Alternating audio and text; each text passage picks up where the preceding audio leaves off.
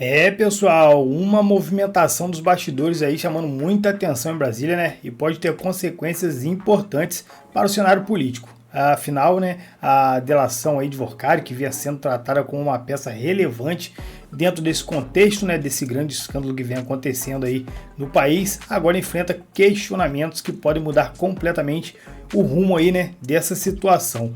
Pelo corte que a gente trouxe aí, né, tem uma grande chance deles não aceitarem essa delação, de rejeitarem, né, e isso aí com certeza vai mexer muito, né, com as pessoas envolvidas nesse escândalo, qual é o interesse de não sair essa delação, e eles podem também estar usando esse tempo aí para poder estar traçando as estratégias. Nesse tempo aí, né, que a gente fala é que sai a delação, não sai a delação, então realmente muita coisa aí pode acontecer. Vamos estar trazendo então a matéria, vamos reagir juntos e depois a gente volta com a nossa opinião aí para esse... Ela disse assim, ele está adiando para proteger aqueles que podem retirá-lo da cadeia.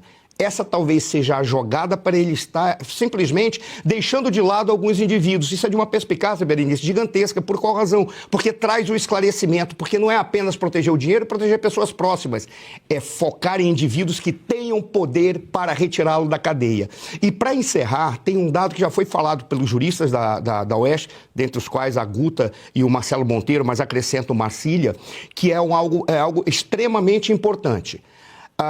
Ele pode estar fazendo um jogo com o objetivo de gerar uma anulação do processo. O Gilmar Mendes falou que a delação premiada ela tem que ser voluntária e não forçada. Ou seja, esse fato dele delata uma coisa, depois ele volta, muda de cela, ele se vitimiza, depois ele retorna dizendo vou acrescentar mais alguma coisa, poderia ser usado no futuro para dizer ele foi pressionado e por isso essa delação pode ser anulada. O Gilmar Mendes disse que isso é tortura, inclusive, quando ele se referia ao momento da Lava Jato. Então, deve ter essa estratégia também. E isso é significativo. Eles devem estar jogando para anular, proteger o dinheiro, proteger pessoas próximas e, em especial, proteger aqueles que podem tirá-lo da cadeia neste momento. Daqui a pouco a gente vai conversar com a advogada Juliana Bertoldi aqui sobre essa estratégia de delação de Daniel Vorcaro, mas antes só vou acrescentar aqui uma outra informação, porque a Procuradoria-Geral da República também deve rejeitar o acordo de delação do ex-presidente do Banco de Brasília, Paulo Henrique Costa, investigado no escândalo do Banco Master por supostamente ter recebido imóveis de Vorcaro como propina. Segundo o jornal O Globo, os procuradores avaliam que ele não apresentou informações novas e importantes para o caso, nem mesmo para conseguir firmar um acordo de confidencialidade com a PGR e a Polícia Federal. A primeira etapa para uma colaboração com a Justiça. PH Costa, como é conhecido, está sendo acusado de comprar carteiras fraudulentas do Master no valor de 12 bilhões e 200 milhões de reais e de ter negociado em troca imóveis no valor de 146 milhões de reais. No final de maio, houve reuniões com a PGR e com a PF, em que a defesa de Costa fez uma descrição genérica do que seriam os anexos do Executivo. Mas, até agora, não houve uma manifestação no interesse em assinar o termo de confidencialidade que daria início ao processo de negociação formal de acordo. Berenice Leite, passo essa para você, porque o Paulo Henrique Costa já vinha trabalhando nesses anexos, né, da proposta, mesmo sem a garantia de que haveria um interesse na delação dele, né? Inclusive, no meu último comentário, eu falei sobre uma expectativa em relação a essa delação e confesso que fiquei agora bastante triste, porque botava eu minhas expectativas em relação a isso. Mas acredito, então, que seja por conta desse contrato de confidencialidade, né? Talvez o preço que o ex-presidente do BRB venha a pagar se abrir a boca seja caro demais, Daniel, se é que vocês me entendem. Bom, agora são 7h17 no horário de Brasília. A gente segue falando aí sobre essa possível rejeição da delação do Daniel Vorcaro, que tem gerado uma grande repercussão no meio jurídico, no meio político. A Procuradoria-Geral da República avalia que o acordo pode ser negociado por falta de provas confirmatórias. E para a gente entender melhor esse caso e também as suas consequências, nosso contato agora é com a advogada criminalista Juliana Bertoldi. Ela é especialista em Direito Penal e Eleitoral, doutoranda e mestre pela PUC Paraná e FAO. Bom dia, doutora Juliana, seja muito bem-vinda. Obrigado por nos atender. Muito bom dia a todos e todas. É sempre um prazer Vamos lá tratar desse tema, que é um tema espinhoso, um tema difícil, né? Que exige alguns exercícios aí de análise, de futurologia, às vezes, né? Porque realmente os próximos passos são sempre um pouco surpreendentes para nós, mas vamos ver como a gente consegue desatar esses nós. Verdade, a cada instante parece que vem uma novidade, uma informação. A própria Berenice Leite, nossa jornalista lá em Brasília, disse há pouco, havia uma expectativa há 10 minutos e agora a expectativa é outra, né? Mas eu quero começar perguntando à senhora o seguinte: a PGR também avalia rejeitar a delação do Daniel Vorcaro por falta de provas confirmatórias. Esse é um critério que é fundamental para garantir a credibilidade das colaborações premiadas, né? É assim que funciona. Perfeito, é importante a gente entender que a colaboração premiada, a delação premiada, ela é, na verdade, não uma prova, mas um meio de prova. Então, tudo aquilo que é trazido por aquele que está realizando a delação precisa efetivamente ser confirmado, né? Então, a gente precisa, se foi dito que fulano recebeu X mil reais numa mala, por exemplo, é preciso que isso esteja provado por meio de mensagens, por e-mails, por filmagens, enfim. Então, aquilo que é dito na colaboração precisa ser ratificado por provas, né? A colaboração por si só não é uma prova. Então, eu acredito que boa parte do desafio aí da colaboração do Vorcaro resida nessa situação. Ele não tem mais o domínio do Banco Master, então não necessariamente ele tem acesso ali às informações de contabilidade, detalhamentos internos do banco, e há também, é claro, né, todo o temor envolvendo essa colaboração. A gente sabe que gente muito graúda estava envolvida e, por certo, esse cálculo é realizado também por ele e pela defesa quando dessa delação. A Guta Pini também participa dessa entrevista com a senhora e faz a próxima pergunta. Diga, Guta. Bom dia, doutora. Obrigada pela entrevista.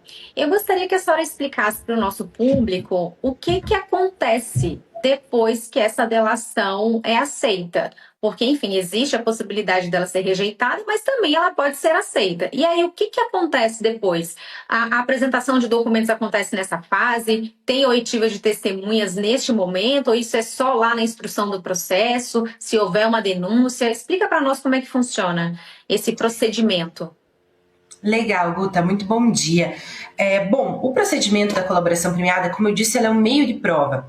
Então, a gente vai ter essa análise do conteúdo desse meio de prova, do que foi efetivamente trazido pelo Vorcaro, para ela ser aceita ou não ser aceita. E daí, a partir dessa colaboração, o que a Polícia Federal e o Ministério Público vão fazer em conjunto, né? Eu não lembro de ter visto anteriormente uma oportunidade em que a colaboração fosse conduzida por ambos lado a lado. Normalmente um dos dois vai ficar diretamente responsável. Então, nesse caso, a gente ainda precisa da convergência da Polícia Federal com o Ministério Público, que atuam em parceria. Eles vão primeiro, né? Havendo a homologação, o aceite e a homologação pelo juiz, então precisa existir esse passo da homologação pelo juiz, fazer a implementação dessa colaboração, que pode ter, Guta, diversas naturezas, né? Pode ser que essa colaboração envolva um perdão completo, pode ser que ela envolva uma diminuição de pena, pode ser que ela exija do Vorcaro alguma outra atitude. Então, dentro dessa colaboração, pode ser exigido que haja devolução de valores, por exemplo. Então, a depender da forma como for construído esse negócio jurídico processual, que é de fato uma negociação, né? O que você vai me dar e o que eu vou te dar entre o Ministério Público, Polícia Federal e Vorcaro, a gente vai ter os desafios e os próximos passos da implementação da colaboração em si. Mas é importante a gente dizer, Guta, que o processo continua correndo em paralelo, né? Então, a colaboração pode ser que ela não exaura tudo que é necessário para uma oferta da denúncia, por exemplo. E daí, dentro do inquérito policial, seja necessário realizar outras diligências. Não pode ser que seja necessário realizar diligência ouvindo outras testemunhas, realizando outras coletas de prova, ouvindo eventualmente outros implicados, né, realizando interrogatórios. Então, são dois passos que ocorrem em paralelo, mas que possuem naturezas e diligências diversas: a colaboração premiada e o inquérito policial em si. Juliana, e em relação a esse vai e vem dessas delações, é um meio de prova, é uma garantia para o réu, o objetivo é ele conseguir alguns benefícios, mas isso autoriza o investigado a, de alguma forma, atrasar as investigações? Porque se de fato ele está trazendo fatos que a polícia já conhece, a PGR também, e lá na frente essa delação pode até ser rejeitada, ele só está atrasando esse processo. A gente sabe que tem prescrição, daqui a pouco não tem mais punição. Ele pode, de alguma forma, ser penalizado por essa conduta? Vamos lá, Guta. Em tese, ele não deveria poder atrasar o inquérito policial, né? Porque, como eu disse, são processos complementares que correm de forma paralela. Então, o inquérito policial, em tese, ele não para esperar a colaboração premiada. Ele continua caminhando e nada impede que a gente tenha uma denúncia posterior, né? Então, eu vou dar um exemplo aqui, não vou nem usar nomes reais para a gente não correr o risco de incorrer em propriedades. Então, vamos supor que sejam denunciados ali, envolvendo a situação do Banco Master, João, Márcio e Carlos. E daí, mais adiante, vem uma colaboração premiada que vai implicar ali o Pedro, né? Então, o Pedro também estava envolvido. É quando a gente tem nas operações a primeira, a segunda, a terceira fase, né? Então a gente tem uma primeira denúncia implicando esses 3 primeiros nomes, e daí uma nova denúncia na segunda fase implicando e denunciando Pedro.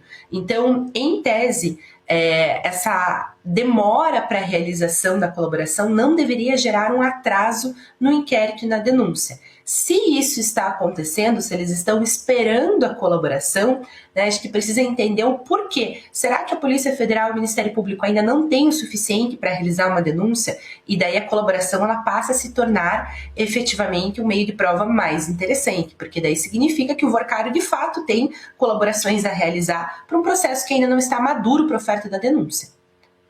Professor Marcelo Rocha Monteiro também participa dessa conversa contigo, doutora Juliana, e vai fazer a próxima pergunta. Bom dia, doutora Juliana, um prazer tê-la aqui conosco. Doutora Juliana, a colaboração premiada prevista na Lei de Organização Criminosa, lá no artigo 4º, ela é, como a senhora já explicou, uma negociação entre as partes, ou entre o investigado e a Polícia Federal, porque também existe essa possibilidade, né? Embora, a meu ver, seja uma coisa um pouco fora do padrão, né? Já que agora a Polícia Federal não é parte na relação processual. Mas, enfim, há uma homologação, a previsão de homologação pelo juiz ou de não homologação. Nesse caso, nós não estamos falando de juízo singular, nós estamos falando de um tribunal, né? De uma turma, né? do STF. A minha pergunta para a doutora é a seguinte: a recusa na homologação poderia ser uma decisão monocrática do relator e a decisão contrária à homologação necessitaria do colegiado, né? Quer dizer, em algum dos dois casos, poderia haver uma decisão monocrática ou seria sempre necessária digamos, a colegialidade? Qual é a visão? Marcelo, que pergunta interessante, professora. Eu lhe confesso que nunca haviam me feito essa pergunta antes com relação à natureza da homologação e à necessidade de uma decisão colegiada. Em meu ver, há necessidade sim da decisão colegiada para homologação da delação. Não obstante, é importante a gente destacar, essa decisão ela tem uma natureza de mera análise da regularidade da colaboração, tá? Então a gente vai olhar para essa colaboração e a gente não vai ver se ela é boa, se ela é importante, se ela é bacana, se ela entregou tudo que ela deveria. A gente não vai fazer uma análise meritória, efetivamente, dessa homologação. A gente vai ver se a legislação foi, de fato, cumprida, se o que está previsto ali no artigo 4º em diante foi efetivamente cumprido. Mas, ao meu ver, seria necessário, sim, uma decisão colegiada, tanto para homologação quanto para não homologação, em especial para não homologação. Porque, a partir do momento que esse negócio processual ele está realizado entre as partes, e é um negócio processual, né, o juiz ele é mero destinatário. Então, ele vai tão somente fazer uma análise com relação à regularidade. Então, a não homologação, que é uma decisão mais polêmica e que exige mais profundidade, que é olhar para esse negócio realizado entre as partes e falar, de alguma forma esse negócio ele não foi realizado da maneira adequada, não está 100% lícito, e falo lícito aqui com relação ao respeito à legislação, me parece que a decisão colegiada seria o mais adequado. Berenice Leite vai fazer a próxima pergunta. Diga, Berenice. Bom dia, doutora Juliana. Bom, pegando carona já nessa resposta, com relação a haver uma análise dessa homologação que parte ali de uma iniciativa do relator, no caso André Mendonça, Essa análise seria da primeira turma, da segunda turma ou do colegiado? Digo isso porque há uma preocupação em relação a pelo menos 2 ministros ali, né? O Dias Toffoli, por exemplo, já se declarou suspeito, mas Nunes Marques também entra nessa lista junto com o ministro Alexandre de Moraes. E, claro, isso tem um peso na votação. Bom dia, Berenice. Eu entendo que seria da turma efetivamente do André Mendonça, né? É uma decisão colegiada que permitiria eventualmente o recurso ali para o tribunal pleno, né? Para o plenário.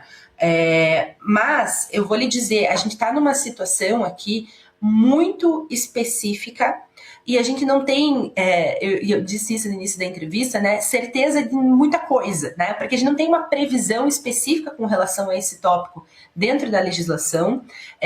O regimento interno do tribunal, ele é anterior à legislação que envolve aqui a colaboração premiada.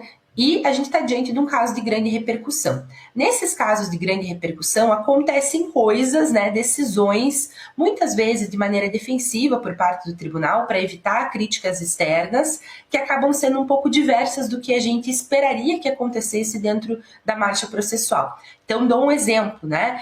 A forma como houve a mudança de relatoria nesse caso não tem previsão legal nem previsão regimental. Essa reunião que aconteceu para realizar esse afastamento, sem que nesse afastamento se reconhecesse que havia eventualmente ali uma suspeição, né?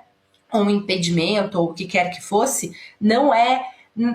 Eu não quero usar a palavra natural, porque talvez não seja mais adequada, mas não é esperado, não tem uma previsão legal propriamente dita. Então, Berenice, de fato, a gente aguarda aqui, na minha visão, o que seria o caminho mais lógico é a decisão pela turma e a possibilidade de recursal para o plenário. Mas eu não descarto a possibilidade deles acabarem fazendo uma decisão já em plenário para ter efetivamente esse peso mais forte dentro da decisão. Doutora Juliana, nós estamos conversando com a doutora Juliana Bertoldi aqui sobre esse processo de delação premiada, essa possível delação de Daniel Vorcaro. A Guta Pini vai trazer mais um ponto para a nossa conversa com a senhora. Doutora, eu gostaria de entender também como é que é a questão dos benefícios que o delator pode receber por conta dessa colaboração. Ele faz o requerimento, ele coloca ali o que ele quer e o que a lei prevê que ele pode receber de benefícios.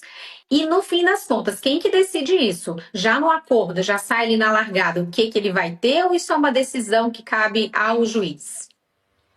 Guta, essa discussão ela era muito mais desafiadora antes das previsões legais com relação à colaboração premiada, né? Então, quando a gente não tinha um norte dos passos, do aproveitamento de provas, para nós, advogados em especial, era muito difícil realizar esse tipo de negociação, porque a gente, de fato, não sabia o que poderia ser daquelas provas, né? Então a gente chegava com algumas provas ali no Ministério Público e falava, ó, tem algumas coisinhas aqui, né?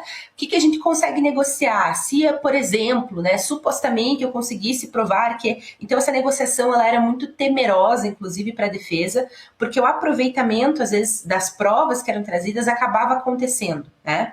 Agora essa negociação ela é muito mais estruturada pela legislação. Então a gente tem os passos do que vai acontecer. Não pode haver aproveitamento de provas, caso essa delação não seja homologada, né? Então, o que foi trazido ali pelo Vorcaro não pode ser aproveitado dentro do processo se não lhe for concedido um benefício. Então, a gente tem uma estrutura agora, mas essa estrutura ela não é rígida.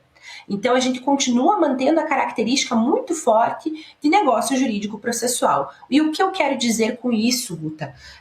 Que a defesa, quando ela vai apresentar essas provas, ela pode sim tentar negociar sugerindo o que ela quer de resultado, né? Então, olha, a gente tem provas aqui que vão ajudar os senhores a denunciar fulano, ciclano e beltrano. Essas provas são provas de conteúdo de celular, são e-mails ou... são filmagens da casa do Vorcaro, sei lá, né? Tô inventando aqui porque realmente não faço ideia do que foi apresentado dentro dessas colaborações. E a partir disso nós acreditamos que ele faça jus aí a uma diminuição de pena, né? Que ele fique aqui 4 anos de tornozeleira. E daí o Ministério Público vai negociar e vai dizer, olha, me parece que esse requerimento não é um requerimento que se sustenta, nós temos prova suficiente para denunciar o Beltrano, então o que a gente consegue negociar aqui é de fato, uma diminuição de pena em 1/3, em 1/6, né? Sem prever ali exatamente o tempo de pena que vai ser cumprido. Ou um perdão total, né? Depender do colaborador e do que ele consegue trazer, a gente tem inclusive o perdão da pena. Então a gente não consegue prever, Guta, o que está de fato sendo negociado no bojo desses autos, né? Porque há uma liberdade de negociação, apesar dessa estruturação procedimental da legislação. Essa semana eu tive a minha pena aumentada pelo Tribunal de Justiça de São Paulo. Que absurdo. Por ter falado mal de tão nobre desembargador que manda forjar a prova usando da criatividade porque não se achou nada contra a Revista Oeste lá no TSE. Quem não se lembra da Vaza Toga, quando ele fala com o Talhaferro, achou alguma coisa para desmonetizar a Revista Oeste golpista? O Talhaferro diz, não, só achei conteúdo jornalístico. Aí ele manda usar da criatividade. Então é um outro caso, claro, isso aconteceu depois. E quando isso aconteceu, eu falei, graças a Deus, eu não pedi desculpa, não me retratei com um sujeito desse no ar. Afinal de contas, juiz que manda forjar a prova, produzir prova e usar da criatividade... não é que eu não deveria ser juiz, não deveria sequer passar perto de um tribunal... como advogado, muito menos, como escrivão, como meirinho, muito menos como juiz, muito menos como desembargador. Então tá aí o corte, né? E eu quero saber a opinião de vocês sobre tudo isso. Você acredita que essa delação deve ser aceita, deve ser considerada normal pelas autoridades? Ou entende, né, que existe motivos de fato insuficiente aí que possa realmente questionar e barrerar essa delação, né? Porque assim é de interesse público, é de interesse aí de todo mundo, né? Que sejam esclarecidos os fatos e que todo mundo saiba da forma mais transparente possível o que aconteceu aí nesse escândalo aí, né? Do Banco Master. A gente sabe que muita gente quer esconder, mas muita gente quer saber também, né? E o povo tem direito. Agora basta saber se eles vão fazer a gente de bobo mais uma vez ou não, né? Enfim, pelo contrário também, né? Dependendo das próximas decisões aí e dos acontecimentos, pode estar acompanhando apenas o início de uma nova fase, né? Isso aí pode se desdobrar, a não aceitação aí dessa delação pode acabar se desdobrando e aí a gente teria que ver em que momento aí dessa crise a gente estaria, né? Porque tem eleições batendo a porta, então é um ano que realmente movimenta muita a política e um escândalo como esse aí está sendo segurado, essa delação que não sai, ameaça de que não vai aceitar por N motivos. A gente sabe que quando eles querem aceitam, quando não querem não aceitam, então realmente é muito complicado, né? E a advogada, né, trouxe muito bem ali a respeito desse tema que a gente vai estar acompanhando por aqui. Mas o corte está aí, rapaziada, espero que vocês tenham curtido. Vamos estar acompanhando essa política aí bem de pertinho, trazendo os melhores cortes para vocês. Então fiquem aí por dentro de tudo. Não deixe de se inscrever no canal e até um próximo vídeo aí. Valeu!